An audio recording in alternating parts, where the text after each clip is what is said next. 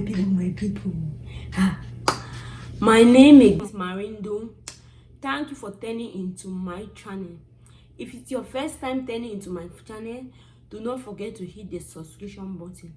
If it's your if you're old subscriber, thank you very much. And thank all my subscribers. We just recently hit 1,000 subscribers. Thank you very much. Our goal for this year will be 1 million subscribers with God by our side. My people, please subscribe to my channel. Help me. You don't pay any money for subscription. You subscribe, is free. Is a red button below it, and do not forget to put the notification button on, so each time when I put new video, you are not left out. Thank you very much. Thank you very much. Thank you very much. And my 1,000 subscribers present I got from my husband. He bought me a microphone, so we have a microphone now to make the video more better, and we have lightning. Although we're still trying to be more professional, we still getting there. We're getting there. My people, thank you very much. So we have camera, a new lighting was born, and a new was bought, and a microphone was bought also. The wireless microphone is an attached one on my phone for the volume to get better and for the lighting to get more professional. So because you are going to 1 million. Thank you very much. I come every day with stories, but not only stories, but stories that will change your life. Stories that will change my life. Stories that will change my life. Today, I'm going to throw another short story about my disability. The situation about my disability. I remember when I was in primary school, and my mother, because of my scoliosis, she took me to this particular, how would they call it? They'll call it herbalist, because he was dealing with herbs, like from the natural stuff. He took like some leaves and warm like on the fire. You know, we have 3 stone fireside, and he put them like for it to be hot, and he placed it on my back with the scoliosis. They believe that when they put it, some people it works for some people, he brings it down and it goes down, the swelling will go down. And every day after school in elementary 1, I remember as a little girl, I was like 6 years old, my mom would take me to, there's a city called Ekona. We live in Muya. That could be like, I would say a little bit, not too far. So my mother would take me to Ekona. That would be like 15 minutes drive, if I'm not mistaken. And in that little city called Ekona, that man would press my back, the one I can remember vividly. Then when he pressed my back, and then sometimes they would tie some of it with bandage, and I'll sleep with it. Each morning we keep doing that. I remember when I got on one morning, my back was swollen. I guess the heat of the leaf was too much, so my whole back was swollen. Back then we used to put on gown in primary school, blue gown with white on the how they call this, is it the neck of the cloth? So me dressed in pretty white gown, and then in pretty blue gown with white neck on it like that, and my whole back was swollen, and I was very careful with it, and I was in pain, and I walked slowly to school. You know, back then when I walk, I'm coming to create a video about that one to tell you guys how I used to walk. And my mom was when I come back, they would take off my uniform slowly. I remember my primary school in class 2. Class 2, yes, my teacher was Miss Mata. Class 1, yes, Miss Mata. When I climbed, it was a high, the classroom was a little bit up. You have to climb some steps, and it's up. So I remember it was uncompleted, but no, they were still building it.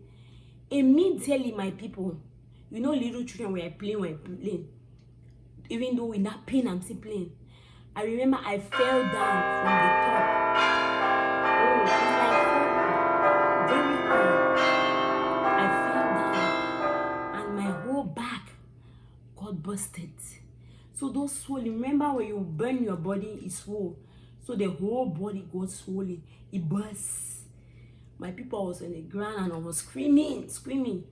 They took me home and they slowly pulled off my uniform. And slowly, and my whole back, my entire back now has wound. My people, the pain cannot be described. And I was screaming, crying. And I had to stay home for some time for my back to get healed. This is one of the struggle. I'm talking about the struggle that a mom would do for the child. To see, my mom was so worried. She wanted me to get better by all costs. She wanted to see her little girl smile. She wanted to see me get well. And from that situation, she went, it did not, that's when we stopped going to the man because it wasn't helpful. So I remember this scenario also in Mutengene. Mutengene is a little bit distant, like 15 minutes. You know, we have bad roads in Africa. Let me like 30 minutes drive in Africa. And my mom took me to this, it was owned by Catholic people. This particular place in Mutengene, opposite the market in Mutengene. Those are from my country will know it, owned by Catholic people. If that place helped, it was very effective. One of the other struggle. And as a little girl, when I walk, I was holding my knee. So we went there for therapy, my people, and I had to stay in that place for 3 months. Okay, the first time we went there, every Saturday we'll go there and they will do me therapy. So they gave me one caliper. Whoa, the brace, very ugly. Those braces are ugly. Even as a little child knows they were very ugly. I God. When they give me now on my leg, the caliper did not come onto my knee, this particular one. But I was still walking and holding my knees. And people were cheering at me. Everybody was just looking at my feet. You know, I was ashamed. So I stopped putting them on. And I started walking back. Just the way I was walking. Sometimes I will fall with it. I get up. I will cry. I come home and tell my mother. My people, it was a very difficult situation. But you know, gradually, God gave me the strength. God gave my mom the strength also. Seeing her little baby crying. Seeing me, my mom most of the time would tell me, why are you crying? Stay home, don't go to school. If that's how you want to go and be depressed and cry for situation, don't go to school. You can just stay without going to school. But I know, even as a little girl, I have a vision. I have a dream, as Martin Luther King would always say that. I have a dream. One day I will see the black man and the white man holding their hands. The white lady and the white lady and the black guy holding their hands, walking arm to arm in the streets of Alabama. And that will happen. That happened to me, my people. I have a dream that one day I will be so very important personality. That I used to know that to be an important personality for some reason, you have to go to school. You have to be educated. So I tell my mom that I want to be a big lady, you know, as a small lady, a small child, you know, a big lady.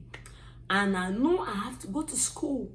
My only focus, my only way to break through was academic. That's what I know. Because I told my mom that as a good person, if you don't go to school, how are you going to become great? So I need to go to school. And that drive pushed me to go to school because I know I want to be great. I want to make a mark in my generation. And people, even also, the stuff I passed through, I could have stopped school and without going to school. But that kept me going. And then this other scenario, my mom told me that because when I got sick, when I started getting sick, she took me to the village. I come from Birmingham, and she would need to go and stay there for some time. So a herbalist also that was giving me medicine, the pressing, the door. She stayed there like for 6 months, stayed in that village, leaving the other children behind and her husband. So it was not an easy experience, even for a mother. You might be there, you have a sick child, and you're giving up. You cannot give up on any sick baby. Just hold on. Just hold on, and just, you don't even know the destiny of your baby. You cannot give up. They say people with destiny are always being affected by the devil. So any child who is being affected by the enemy will be so sick. The child have a very great destiny.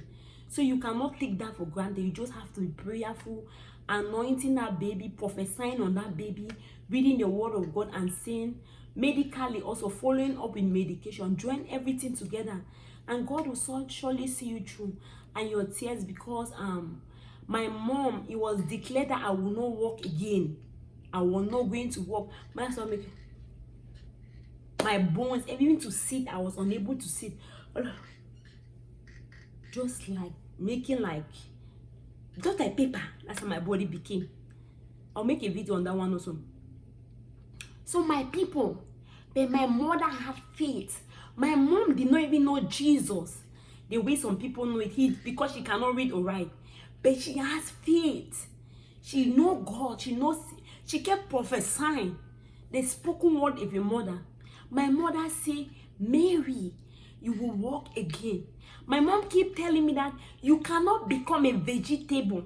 Even when I was growing up, you cannot depend on people. You cannot depend on people that they will do stuff for you. You have to be independent, because depending on people will kill you before your time. My mother keep telling me that over and over. She didn't want me to depend. Even as a little girl, I do my laundry. At the age of 10 years, I started taking care of my 2 nephews. So I always say that I did not have a teenager life. I skip my childhood. I enjoy it so much. Thank God I enjoy my childhood, because my childhood was very pleasurable. But my teenager age I didn't have, because I jumped from teenager to become an adult. I did a lot for my nephews.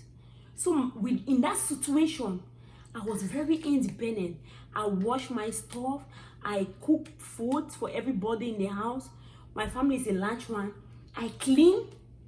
I do basic things for myself. I don't depend on anyone. Even when I went to boarding school, everybody was surprised how I was going to do it. But I did my laundry until I did the laundry for my friends even. People that you expecting that they will help me to do my own, but I did for them. So I became very independent.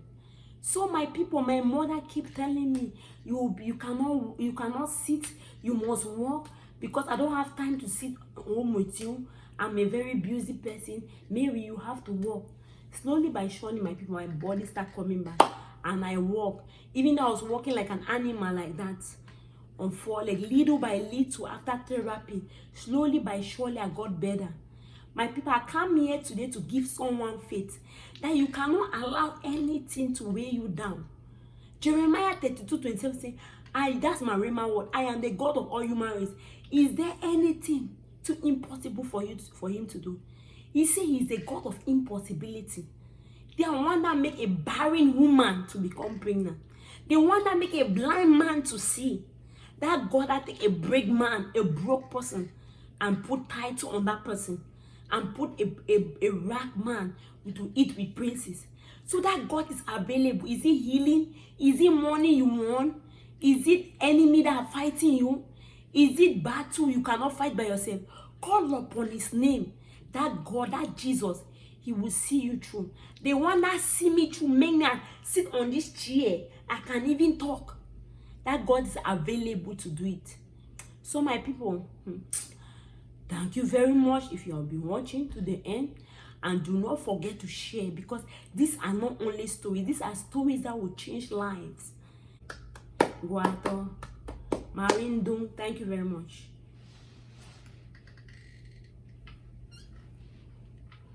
Cool.